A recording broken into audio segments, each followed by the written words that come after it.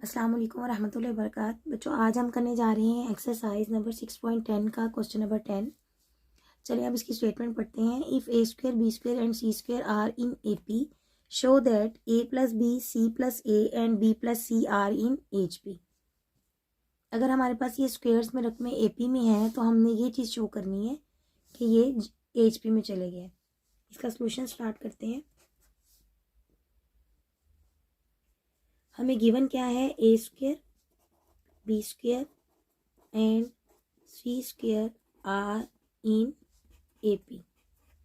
बच्चों, हम जानते हैं कि अगर ए पी की तमाम टर्म्स में हम कोई एक जैसी चीज़ जमा कर दें तो कोई फ़र्क नहीं पड़ता। अब मैं इसमें, ये ए पी की फर्स्ट टर्म है, इसमें मैं जमा करने लगी हूँ A B B C plus C A. यही काम मैं बी के साथ करने लगी हूँ। मैंने इसमें भी जमा कर दिया ए बी बी सी और सी ए, और इसी तरह मैं सी स्क्वेयर में भी ऐड करने लगी हूँ A B plus B C plus C A. ठीक है, ये हमारे पास क्या हो जाएगा, are also in A P. ऐसा ही क्वेश्चन हम पहले भी करके आए हैं पीछे वाली एक्सरसाइजेज में।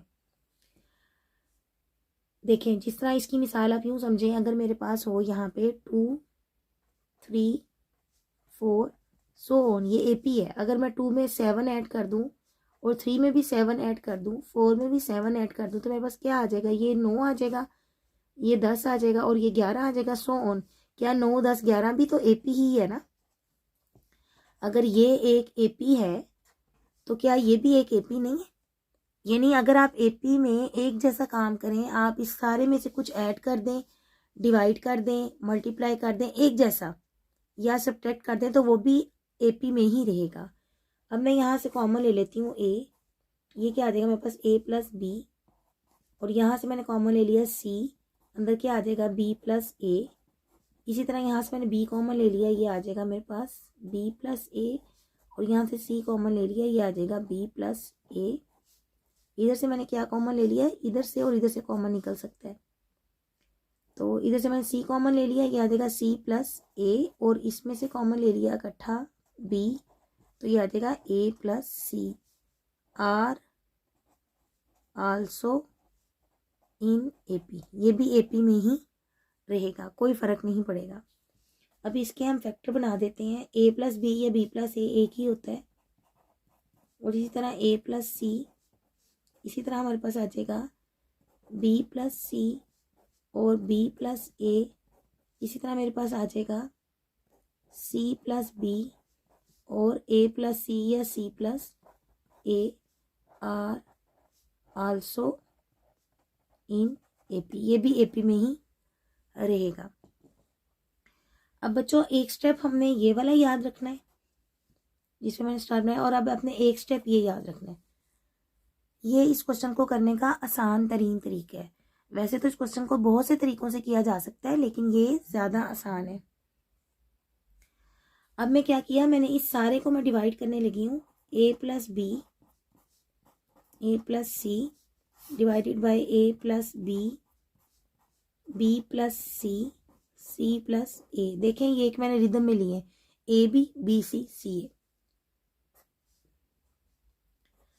B plus C B plus A, इसको भी मैंने इसी सेम से डिवाइड कर दिया, A plus B plus C plus A.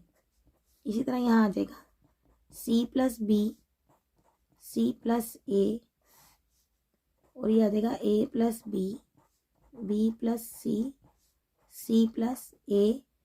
क्या मैंने ए पी की तमाम ये जो हमारे पास टर्म्स थी, इनको एक जैसी चीज़ से डिवाइड किया है? जी हाँ। तो क्या ये भी एपी में होगा? जी हाँ। आर आल्सो इन एपी, ये भी एपी में ही रहेगा क्योंकि सेम चीज़ से डिवाइड किया है। अब ए प्लस बी से कट जाएगा, ए प्लस सी प्लस ए से कट जाएगा, और हमारे पास क्या आ जाएगा, बी प्लस सी भी कट जाएगा नीचे, और बी प्लस ए भी कट जाएगा। सी बी देखें कहाँ पे है, ये है बी सी, और सी प्लस ए। हमारे पास बच क्या गया, 1/b plus C 1/c C plus A और 1/a+b are also in AP, ये भी AP में ही है। दिस इम्प्लाइज दैट हमारे पास क्या आ जाएगा, B plus C plus A और A प्लस B किस में चला गया, ये R इन HP। और यही चीज़ हमने क्या करनी थी, प्रूव करनी थी। अच्छा, इसमें हमारे जो क्वेश्चन की स्टेटमेंट है ना, उसकी अरेंजमेंट के लिहाज से इसकी थोड़ी सी अरेंजमेंट चेंज आई है हमारे पास। देखें, पहले हमारे पास है A+B, फिर है C+A और फिर है B+C। तो हम इसको यूं भी लिख सकते हैं। आपने अब इधर से इसकी अरेंजमेंट शुरू कर लें। A+B सेंटर में फिर यही आ गया, C+A और B+C are also in HP। यहाँ पे हम अपना क्वेश्चन दी एंड करेंगे। ठीक है बच्चों, अब हमारा क्वेश्चन ये हो गया। अब हम अगले क्वेश्चन की तरफ बढ़ते हैं। अच्छा बच्चों, क्वेश्चन तो मैंने ख़त्म कर दिया, लेकिन मेरे जहन में आ रहा है कि जिस तरह बच्चों के जहन में रह जाएगा ये कैसे हो सकता है।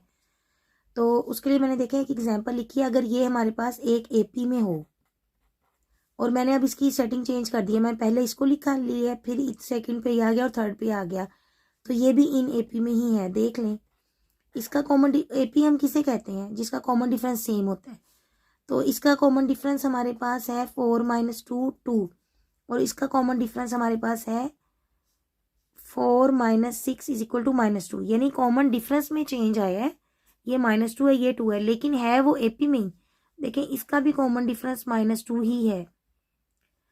तो अगर हमारे पास कॉमन डिफरेंस सेम हो तो हम कहते हैं वो AP में है, और AP का रेसिप्रोकल HP होता है।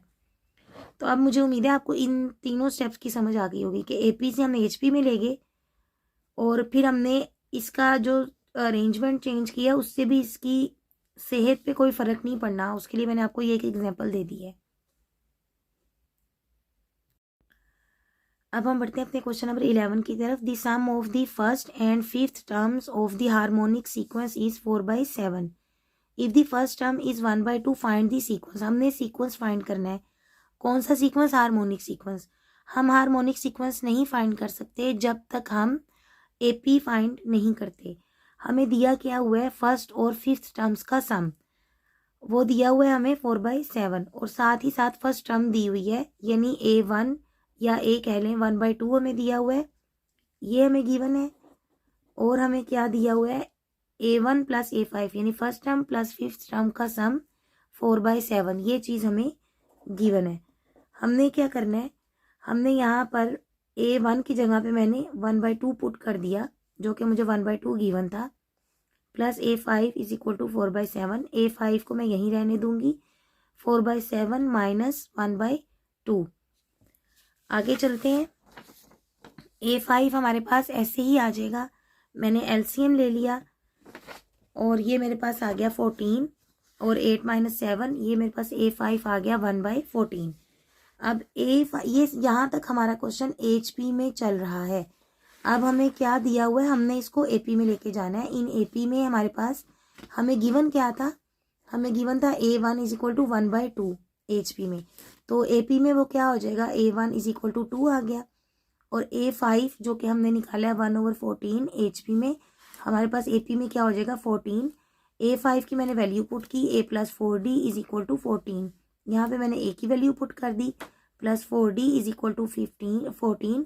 4D मैंने इधर रहने दिया, 14 - 2, और ये मेरे पास आ गया 4D = 12। D मेरे पास क्या आ गया, 12/4, और D = 3 आ गया। अब हमारे पास, हमें पता है कि AP का सीक्वेंस क्या होता है, फर्स्ट टर्म में D जमा किया और फिर D जमा किया और सो ऑन।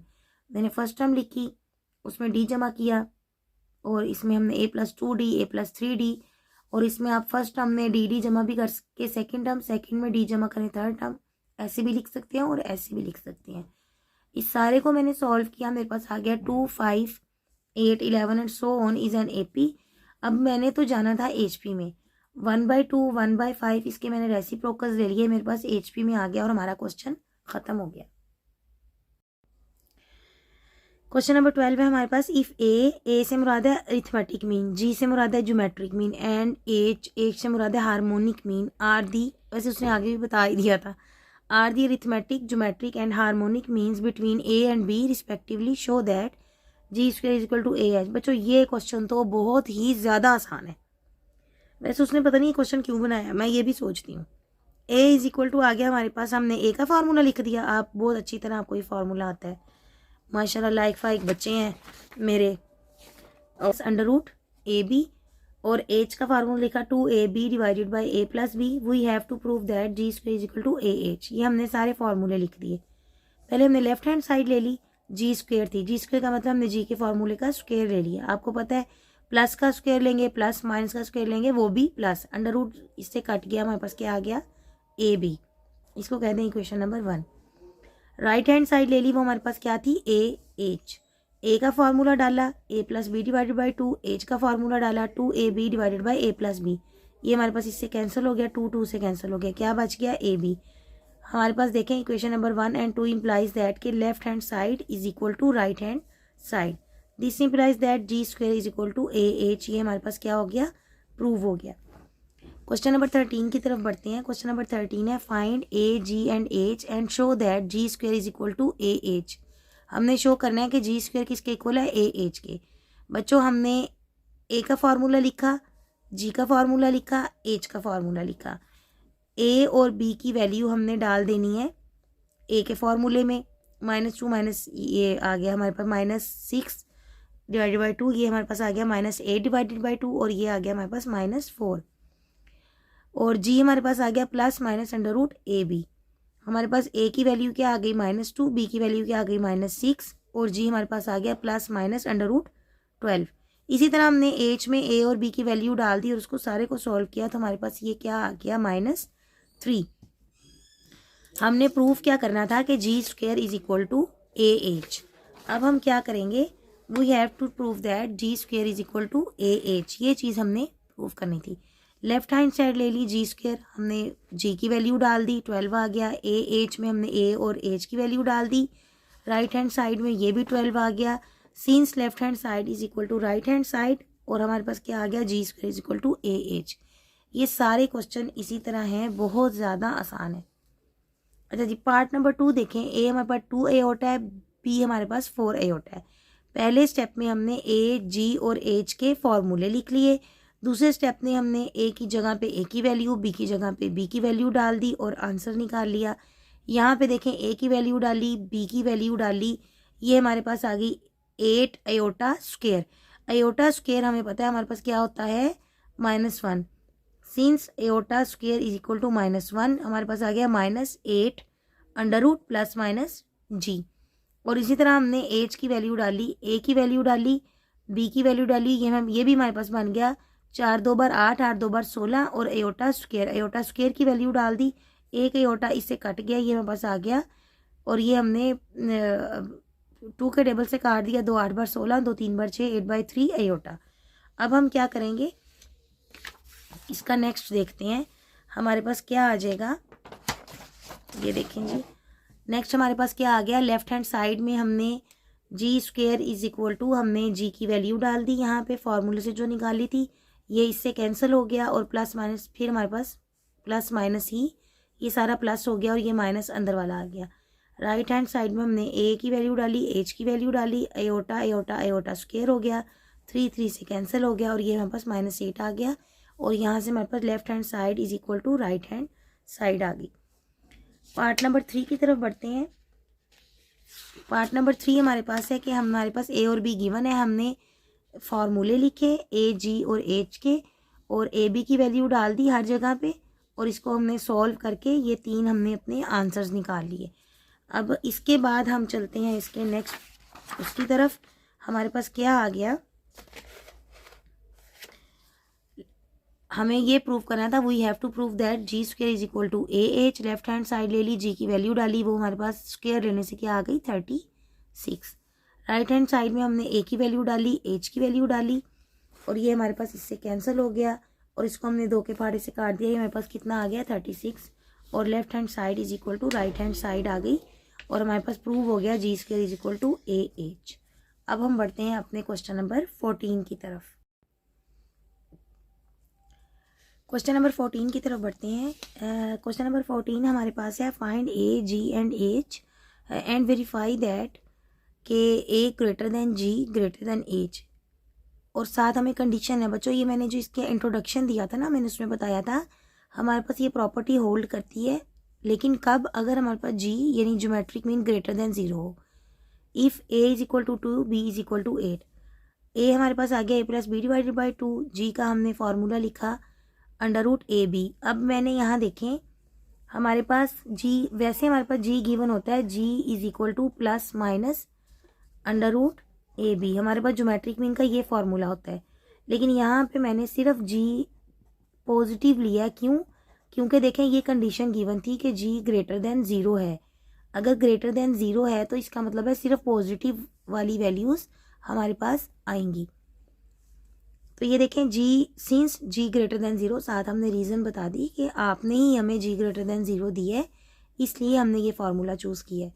और इसी तरह हमने H is equal to 2ab divided by A plus b harmonic mean का फार्मूला लिखा। अब इस तमाम में ए और बी की वैल्यूज़ हमने डाल दी, यहाँ भी ए बी की वैल्यू डाल दी और यहाँ भी ए बी की वैल्यू हमने डाल दी। उसके बाद हमने क्या किया, इसको सॉल्व कर लिया। ये 5 आ गया, ये 16 आ गया, इसका अंडर रूट लिया, ये 4 आ गया और ये हमारे पास क्या आ गया 16 डिवाइडेड बाई 5 3/3.2। अब हमें गिवन क्या था कि हमने ये वेरीफाई करना था, हमने ये साबित करना था कि सबसे बड़ा हमारे पास सबसे जो बड़ी वैल्यू है वो अरिथमेटिक मीन की है। आप देखें हमारे पास सबसे बड़ी कौन सी वैल्यू आई है 5, फिर हमारे पास आई है, उससे छोटी है हमारे पास 4 और उससे छोटी है हमारे पास 3.2। हैंस हमारे पास वेरीफाई क्या हो गया, हम यहाँ पे लिखेंगे hence A greater than G greater than H, ये हमारे पास वेरीफाई हो गया।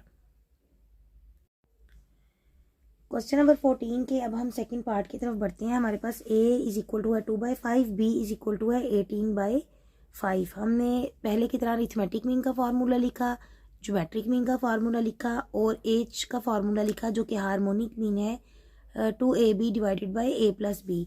हमने यहाँ पर g ग्रेटर देन 0 लिया है।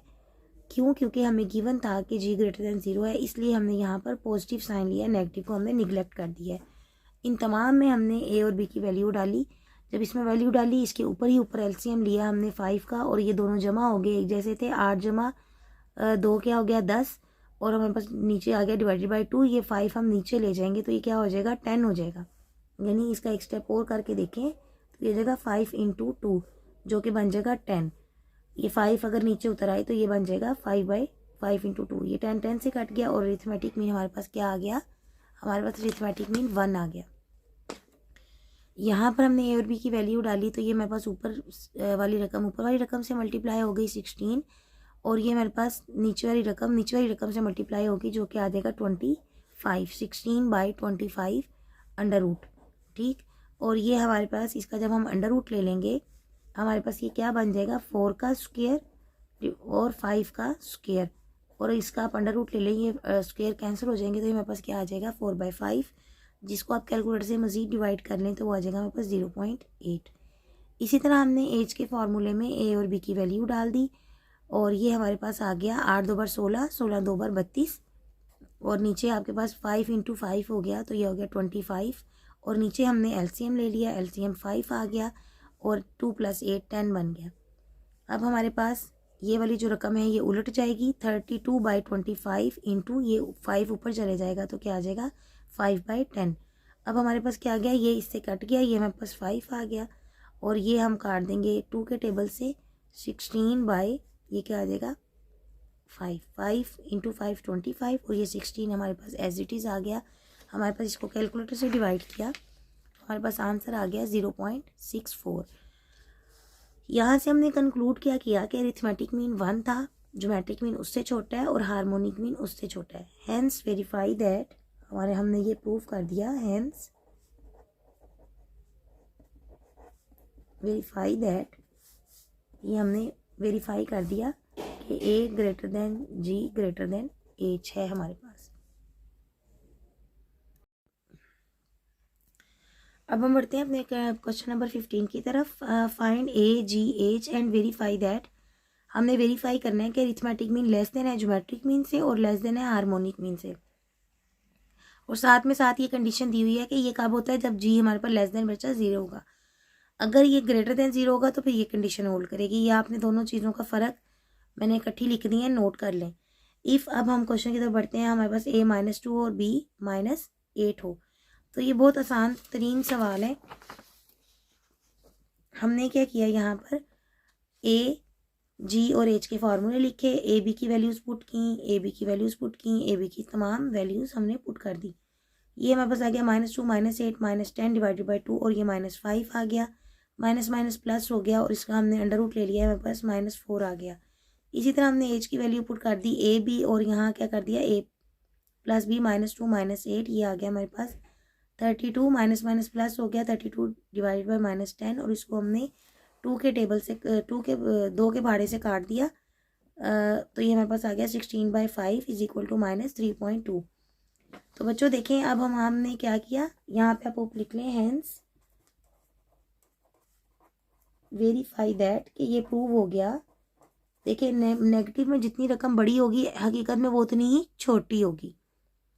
ये देखें सबसे छोटी रकम है वैसे 3.2 अगर नेगेटिव को निगलेक्ट कर दें, लेकिन नेगेटिव के साथ जो सबसे बड़ी होगी वो 3.2 होगी, फिर इससे बड़ी इससे छोटी होगी, फिर उससे बड़ी उससे छोटी होगी। यानी जो सबसे बड़ी है वो सबसे छोटी, फिर उससे बड़ी ये और उससे बड़ी हमारे पास ये आ गई। हमने इसमें डाल दी और ये हमारे पास प्रूव हो गया। पार्ट नंबर 2 भी हमारे पास इसी तरह है। अगर ए हमारे पास है -2/5, बी हमारे पास है -8/5। ए में हम वैल्यू पुट करेंगे a plus B divided by 2। A की वैल्यू डाली -2/5, बी की वैल्यू डाली -8/5 और हमने एलसीएम ले लिया। ये हमारे पास आ गया 5 और ये हमारे पास, इसको हमने मज़ीद सॉल्व किया तो ये हमारे पास आ गया -10/5 डिवाइडेड बाई 2। तो ये हमारे पास यहाँ पे क्या आ जाएगा, 5 नीचे उतर गया तो ये हमारे पास क्या आ जाएगा 10 -10/10 और ये हमारे पास आ गया -1। इसी तरह देखें जी की वैल्यू हमारे पास क्या आ गई, हमारे पास हमने नेगेटिव साइन चूज़ किया। क्वेश्चन नंबर 14 में हमने यहाँ पे पॉजिटिव साइन चूज़ किया था। क्यों चूज़ किया था, क्योंकि हमारे पास जी ग्रेटर देन 0 था। यहाँ पे हम नेगेटिव साइन चूज़ करेंगे क्योंकि हमारे पास जी लेस देन 0 है। जी इज इक्वल टू आ गया माइनस, अब ए की वैल्यू पुट की और बी की वैल्यू पुट की, ये माइनस माइनस प्लस हो गए, मल्टीप्लाई कर दिया 16/25 और अंडर रूट ले लिया -4/5। ये माइनस बाहर वाला है, इसको हमने डिवाइड कर दिया, ये आ गया -0.8। इसी तरह हमने यहाँ पर वैल्यू डाली ए बी की, यहाँ पे a प्लस बी की, माइनस माइनस प्लस हो गया और ये हमने मल्टीप्लाई सारा किया तो ये आ गया 32/25 और इसका हमने एलसीएम ले लिया -10/5। अब हमारे पास ये जब ऊपर जाएगा तो ये उलट जाएगा, ये आ जाएगा 5/10। अब हम इसको काट देंगे, ये हमारे पास आ जाएगा -16/25 और -0.64। तो हमारे पास ये क्या आ जाएगा, नेक्स्ट देखें, हमारे पास यहाँ पे आ जाएगा -1 लेस देन हमारे पास है 0.8 से और ये छोटा है -0.64 से। यानी जो सबसे छोटी वैल्यू होगी नेगेटिव में वो सबसे बड़ी होगी और जो सबसे बड़ी होगी वो नेगेटिव में सबसे छोटी होगी। क्वेश्चन नंबर 16 की तरफ बढ़ते हैं। If the harmonic mean and arithmetic mean between two numbers are 4 and 9/2 respectively find the numbers. अब देखिए हार्मोनिक मीन भी 2 नंबर्स के दरमियान होता है और अरिथमेटिक मीन भी 2 नंबर्स के दरमियान होता है। वो नंबर हमें नहीं पता, लेकिन हार्मोनिक मीन भी उसने हमें दे दिया, वो 4 है और अरिथमेटिक मीन उसने हमें दे दिया 9/2 है। कहता है नंबर बताएं वो कौन से हैं जिनको हार्मोनिक मीन लें तो 4 आता है, अरिथमेटिक मीन लें तो 9/2 आता है। आप बताएं वो नंबर कौन से हैं। तो बच्चों उर्दू का मैं थोड़ा इस्तेमाल इसलिए ज़्यादा करती हूँ कि हमारे पास बहुत सा बच्चा उर्दू मीडियम से आया होता है और उसको ना फिर मुश्किल होती है, या वो आर्ट्स पढ़ के आया होता है तो उसके लिए ज़रा आसानी हो जाती है। फिर let a and b be required numbers, हमारे हमें दो कौन से नंबर चाहिए, ए और बी, बाय गिवन कंडीशन। हमें गिवन क्या कंडीशन है, harmonic mean 4 and arithmetic mean is equal to 9/2। Harmonic mean का फार्मूला लिखा 2ab divided by a plus B is equal to 4। इधर हमने अरिथमेटिक मीन का फार्मूला लिखा a plus B divided by 2 is equal to 9/2। यहाँ से देखें बच्चे हम किसकी वैल्यू निकाल सकते हैं, a प्लस बी की। ये 2 हम उधर ले जाएंगे तो ये या यहाँ से 2 से कट गया और ये मेरे पास क्या आ गया, a plus B is equal to 9। इसको हमने कह दिया इक्वेशन नंबर 1। यहाँ देखें हमने क्या किया, इसकी क्रॉस मल्टीप्लिकेशन कर दी, ये a प्लस बी उधर चला गया, 2ab is equal to 4 into a plus b. अब ये इस a प्लस बी में हम कौन सी वैल्यू डाल देंगे, ये वाली, ये हमारे पास किसके इक्वल था, 9 के इक्वल। यहाँ हमने a प्लस बी की वैल्यू डाल दी 9 और लिख दिया साथ बाय इक्वेशन नंबर 1 से हमने क्या किया, a प्लस बी की यहाँ वैल्यू डाल दी, 9 को 4 से मल्टीप्लाई किया, हमारे पास 36 आ गया। 2ab is equal to 36 divided by 2 को हम इधर ले जाएंगे। अब अगले स्टेप में हमने क्या किया है, ab इज इक्वल टू 18 आ गया। अब हम किसी एक की वैल्यू निकाल लेंगे in terms of other number. देखिए यहाँ पे मैंने क्या किया कि a b में से हमने a इधर रहने दिया और b को हम उधर ले गए, इधर मल्टीप्लाई हो रहा है, इधर जाके क्या हो जाएगा, डिवाइड हो जाएगा। अब देखें a की ना यहाँ पे वैल्यू निकाल लिया इन टर्म्स ऑफ b। अब इस a की वैल्यू को उठाकर हम यहाँ पुट कर देंगे इक्वेशन नंबर 1 में, तो हमारे पास b की वैल्यू आ जाएगी सॉल्व करने से। फिर उस b की वैल्यू को आप यहाँ डाल दें या यहाँ डाल दें, हमारे पास आंसर आ जाएगा। हमने क्या किया कि putting a is equal to 18 by b in equation number 1, तब इक्वेशन नंबर 1 में हमने पुट की तो ये आ गया। देखिए हमारे पास इक्वेशन नंबर 1 ये थी ना, a plus B is equal to 9, तो a की जगह पे वैल्यू पुट कर दी। अब ये सारी इक्वेशन b में आ गई। अब हम इसको सोल्व कर लेंगे, 18 प्लस, अब हमने इसका एलसीएम ले लिया, ये हमारे पास क्या आ गया, यहाँ पे अगर आप एक दफ़ा पहले एक स्टेप और कर लेना तो आपको ज़्यादा आसानी हो जाएगी। 18 plus B divided by b square divided by b is equal to 9। अब हमने 9b को उधर मल्टीप्लाई कर दिया तो ये क्या आ गया, 9b। अब हमने सारी रकमों को एक तरफ कर लिया, बी स्क्वायर की तरफ ले गए, तो 9b उधर पॉजिटिव था, इधर आके क्या हो गया हमारे पास नेगेटिव। अब हमने इसकी फैक्टराइजेशन कर ली, इसके फैक्टर हमारे पास क्या बनते हैं, 6 माइनस 3। 6 और 3 को मल्टीप्लाई करें तो हमारे पास ये बन जाता है प्लस 18, और अगर इन्हें ऐड करें तो ये बन जाता है -9।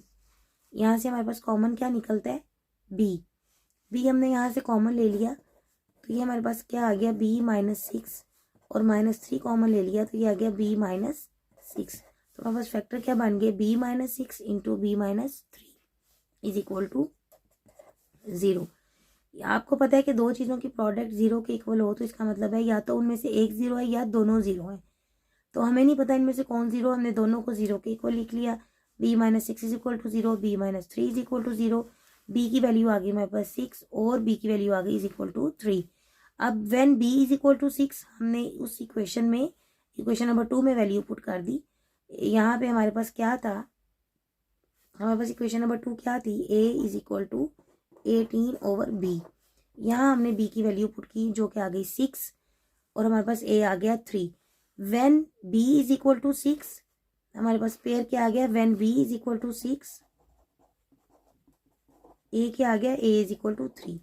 अब इसी इक्वेशन में हमने a is equal to 18 over b में हमने वैल्यू पुट कर दी when b is equal to 3, तो हमारे पास a क्या आ गया 6। जब हमारे पास a 6 था तो b आ गया हमारे पास 3। ये हमारे पास आंसर्स आ गए हैं, रिक्वायर्ड नंबर्स आर 3 6 या 6 3।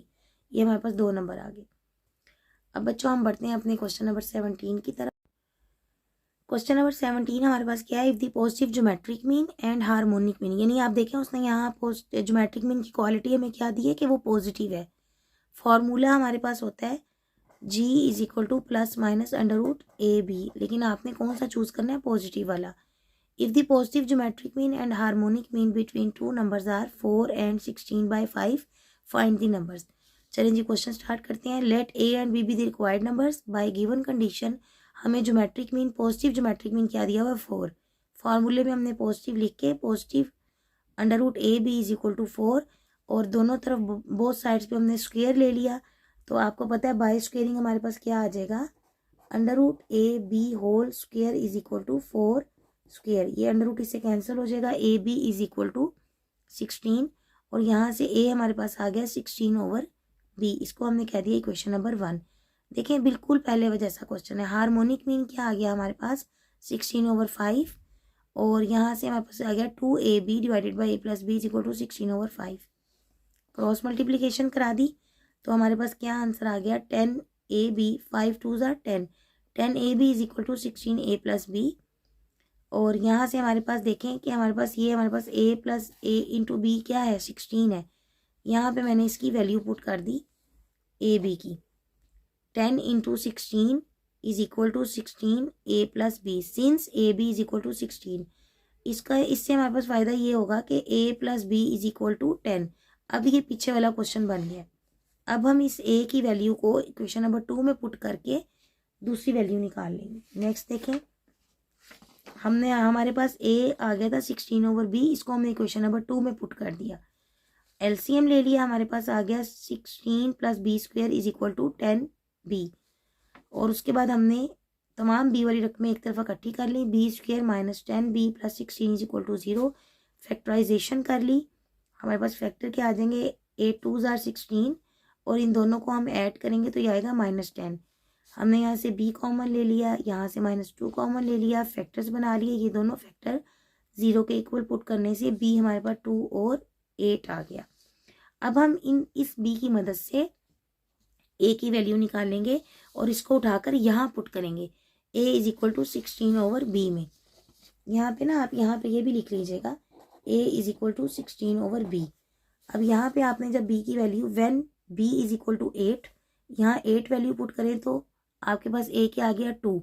When b is equal to 2 तो आपके पास a is equal to 16/b में वैल्यू पुट करने से a के आ गया 8। तो हमारे पास नंबर्स क्या आ गए, 8 2 या 2 8। Hence the required numbers are 2 8 और 8 2।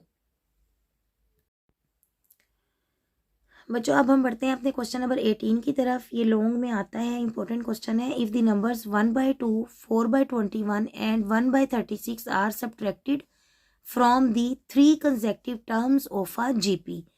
हमने 3 कंसेक्टिव टर्म्स जीपी की लेनी है, लेट करनी है और उनमें से ये नंबर्स माइनस करने हैं। अगर हम उनमें से ये सब्ट्रैक्ट कर देते हैं तो क्या होगा, the resulting numbers are in HP. कहता है वो नंबर कहाँ चले जाएंगे, हार्मोनिक प्रोग्रेशन में चले जाएंगे। Find the numbers if their product is 1/27। जो नंबर्स हम लेट करेंगे उनकी जो प्रोडक्ट है वो 1/27 है। दोबारा देख ले, हमने 3 नंबर्स लिए, जीपी के हमने 3 नंबर्स लिए, ठीक है। ये कंसेक्टिव नंबर्स हैं, देखें इनमें से हमने माइनस की कुछ टर्म्स मखसूस सी। जब हमने टर्म्स माइनस की तो नंबर्स चले गए एचपी में, और उन तीनों नंबर्स की जो प्रोडक्ट है वो हमारे पास है 1/27। चलें जी, लेट करते हैं। Let the 3 consecutive terms of GP are, हमने ले लिए a/r a/r। अब बच्चों के जहन में आ सकता है कि हमने ये क्यों नहीं ले लिया a/r² a/r और a/r²। ये इसलिए नहीं लिया, लेके वो भी क्वेश्चन सॉल्व हो जाएगा, लेकिन उसमें हमारे पास इस तरह हमें ज़रा आसानी हो जाएगी। r से कैंसिल हो जाएगा, a फ़ौरन आ जाएगा हमारे पास। वैसे हमारे पास ज़रा सॉल्व करने में थोड़ी मुश्किल हो जाती है, लेकिन क्वेश्चन वैसे भी सॉल्व हो जाना है। Late the 3 consecutive terms of GP ले ली, जिस तरह हम एपी में लेते थे ना। एपी में हम क्या करते थे, एपी में हम इस तरह करते थे कि एक टर्म ले लेते थे a, एक ले लेते थे a + d और एक इससे पीछे वाली ले लेते थे a - d। तो इसी तरह हमने ले ली एक जीपी में a, एक AR ले ली और एक पीछे वाली ले ली। यहाँ मल्टीप्लाई हो रही है तो पीछे हमारे पास क्या होगी, डिवाइड हो जाएगी। Let the 3 consecutive terms of GP, B हमारे पास ये आ जाएगी। हमने ये 3 कंसेक्टिव टर्म्स ले लेंगे बाय गिवन कंडीशन। अगर हम इनमें से ये नंबर सब्ट्रैक्ट कर देते हैं जो उसने में दिए हुए हैं, 1/2, 4/21, 1/36, तो ये नंबर्स कहाँ चले गए, एचपी में, ठीक है। और हमें उसने दूसरी कंडीशन क्या दी है कि इन नंबर्स की जो प्रोडक्ट है वो हमारे पास क्या है, 1/27। देखिए इस तरह के नंबर्स लेने से हमें आसानी यहाँ पे हुई है। अब ये r से कैंसिल हो गया, ये आसानी थी। अब ये तीनों a को हमने मल्टीप्लाई किया तो ये क्या आ गया, a³ या a1³ जो मर्जी ले लें। तो a1³ इज इक्वल टू आ गया, इसका ये हम लिख सकते हैं 1/3, क्यूब से कैंसिल हो गया, a1 इज इक्वल टू 1/3। इस तमाम a को उठाकर हम यहाँ पर पुट कर देंगे। यहाँ पे मैंने a की तमाम वैल्यूज़ पुट कर दी। तो ये क्या आ गया, 1/3, यहाँ देखें पुट की, डिवाइडेड बाय r - 1/2। यहाँ पे a की वैल्यू पुट की और यहाँ पे a की वैल्यू पुट की। ये देखें ये वैल्यूज़ पुट कर दी मैंने यहाँ पे, ये देखें, और यहाँ पे ये वैल्यू पुट कर दी। ये हमारे पास एचपी में चले गए हैं। अब हमने क्या किया, इस 3 को हम नीचे ले आए, ये नीचे उतर आया, सीढ़ी उतर के 1/3r - 1/2 और कॉमा डाल के 1/3 माइनस 4/21 और ये आ गया r/3 माइनस 1/36। ये HP में ही नंबर खड़े हैं। उसके बाद मैंने क्या किया कि इसमें से इसका LCM ले लिया, 6r आ जाएगा। तो 3 2 बार 6, r मौजूद है, 2 ऊपर ज़रब खा लेगा, 2 3 बार 6, ठीक है, 3 ऊपर ज़रब खाएगा, ये क्या बन जाएगा 3r। अब चूंकि यहाँ r नहीं है तो r ऊपर भी जाएगा। इसी तरह यहाँ पे 21 LCM आ गया और 7 - 4 आ गया। इसी तरह यहाँ पे 36 LCM आ गया। तो 3 हमारे पास क्या ऊपर चलेगा, 12 चला जाएगा, -1 इन HP। अब ये हमने इसको थोड़ा सा सॉल्व मजीद कर लिया, 7 - 4 कर दिया। तो यहाँ पे देखें हमारे पास, पहले देखें 2 - 3r डिवाइडेड बाई 6r और यहाँ हमारे पास क्या आ गया 7 - 4, यहाँ पे क्या आ जाएगा 3/21 और उसको हमने साथ ही कैंसिल कर दिया, 1/7 आ गया। यानी यहाँ पे पहले हमारे पास क्या आता है, देखें 7 - 4 डिवाइडेड बाई 21, ये आ जाएगा 3/21 और इसको काट के मैंने लिख दिया 1/7 और 12r - 1 divide by 36 in HP। अब हम करिश्मा करने लगे हैं। वो करिश्मा क्या करने लगे हैं कि HP में हम कुछ नहीं कर सकते, हमने करना है इसको AP में। AP में जाने के लिए हम इसका क्या ले लेंगे, रेसिप्रोकल ले लेंगे। हमने रेसिप्रोकल लिया, ये आ गया हमारे पास 6r डिवाइडेड बाई 2 - 3r। इसका रेसिप्रोकल लिया 7 और इसका रेसिप्रोकल लिया मेरे पास क्या आ गया 36 divided by 12r - 1 in AP। ये AP में चले गया। अब इसको AP में भेज के हमने क्यों भेजा, क्योंकि हमें पता है हमने एक क्वेश्चन पहले ऐसा किया हुआ है कि जो कंसेक्यूटिव टर्म्स होती हैं इनका D हमारे पास क्या होता है, सेम होता है। अब हम वो सेम का चक्कर चलाएंगे और अपना क्वेश्चन को सॉल्व करेंगे। देखें जी यहाँ पे, अब ये कॉमन डिफरेंस सेम होगा, so there exist common difference. Common difference हमारे पास क्या आ जाएगा 7 - 6r डिवाइडेड बाई 2 - 3r और ये इज इक्वल टू किसके होगा, इस कॉमन डिफरेंस के, जो कि होगा 36 डिवाइडेड बाई 12r - 1 - 7। ये डिटेल से कॉन्सेप्ट इससे पीछे वाली वीडियो पे समझाया हुआ है। अब यहाँ से हमने 7 को इकट्ठा कर लिया, जो कि हमारे पास हो जाएगा 14 और r वाली सारी जो ख़तरनाक सी लग रही हैं चीज़ें उनको हम एक तरफ लेंगे। अब हमने क्या किया, इसका हमने LCM ले लिया। 12r - 1 नीचे मौजूद है, ये वाला फैक्टर उठ के ऊपर मल्टीप्लाई हो जाएगा 36 से, और 2 - 3r नीचे मौजूद है 6r से, ये वाला 12r माइनस फैक्टर मल्टीप्लाई हो जाएगा। अब हमने इस सारे को 36 को अंदर मल्टीप्लाई किया तो ये आ गया 72 - 108 r और 12 और 6 को मल्टीप्लाई किया 72r स्क्वायर माइनस 6r और इन दोनों को मल्टीप्लाई किया तो हमारे पास ये आ गया। अब हम इसकी क्या कर देंगे, क्रॉस मल्टीप्लिकेशन कर देंगे। बच्चों ये सारी ना कैलकुलेशन है, यहाँ पे आपने घबराना नहीं है, बड़े आराम से कैलकुलेटर यूज़ करते हुए करते जाना है। इस पूरे फैक्टर को हमने उठा के 14 से मल्टीप्लाई किया तो हमारे पास ये आ गया और ये 1 से मल्टीप्लाई होके एज इट इज़ बच गया। अब हम सारी रकमों को एक तरफ ले जाएंगे। जब हम एक तरफ ले जाएंगे तो r स्क्वायर वाली सारी रकमें इकट्ठी कर लें, r वाली सारी रकमें इकट्ठी कर लें और दूसरी रकमें भी हमने इनको भी हमने सॉल्व कर लिया तो ये आ गया -100। यहाँ तक आके हमने देखना है कि किस चीज़ से ये हमारे पास मज़ीद हम इसके फैक्टर बना लेंगे। अब इसके फैक्टर हमारे पास क्या आएंगे 123r के -75r -48r। अब यहाँ पे चूँकि ये यूजुअली ये वाले फैक्टर हम यूज़ नहीं होते तो इसको थोड़ा सा आप यहाँ पे अपने जहन में रखेंगे। पहले हमने इसको यहाँ से इस पे हमने डिवाइड कर दिया 2 से, फिर हमने देखा 2 से और होता है तो हमने फिर 2 से कर दिया, यानी हमने टोटल इसको 4 से डिवाइड कर दिया, ये लिखा हुआ डिवाइडेड बाई -4। उसके बाद हमारे पास ये रकम आई। अब हम इसके फैक्टर बनाएंगे -75 और -48।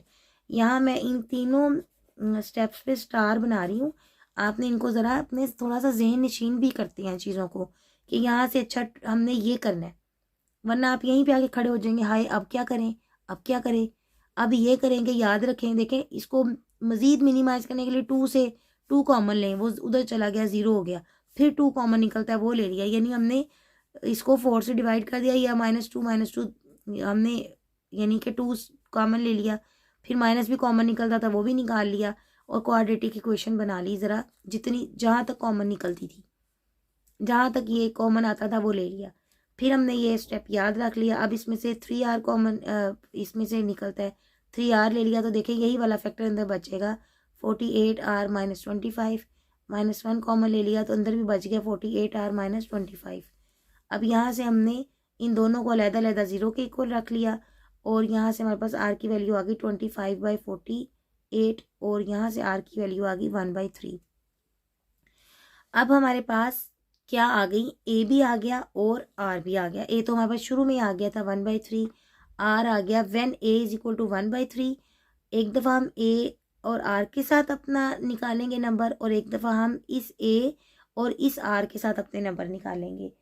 When a is equal to 1/3 and r is equal to 1/3 the हमारे रिक्वायर्ड नंबर्स बच्चे क्या हो जाएंगे, हमारे हमने ये नंबर्स लिए थे ना, तो यहाँ पे a और r की वैल्यूज़ डाल दी, a की वैल्यू डाल दी, r की वैल्यू डाल दी, तो हमारे पास ये देखें 3 से कैंसिल हो गया। हमारे पास क्या आ गए, ये नंबर्स आ गए 1/3 1/9। जब एक a हमारे पास होगा 1/3 और r होगा 25/40r, तो फिर हम दोबारा इन नंबर्स के अंदर अपने a और r की वैल्यूज़ डाल देंगे। तो हमारे पास इसको सॉल्व करने के बाद इसको देख लें हम मज़ीद, इसको सॉल्व करेंगे तो ये क्या आ जाएगा 1/3 इंटू 48/25 और इसको हम मज़ीद कर लेंगे तो ये कैसे काट जाएगा, 3 एक बार 3 और 6 3 बार 18, तो ये 16 आ जाएगा। 16/25 हमारे पास आ जाएगा।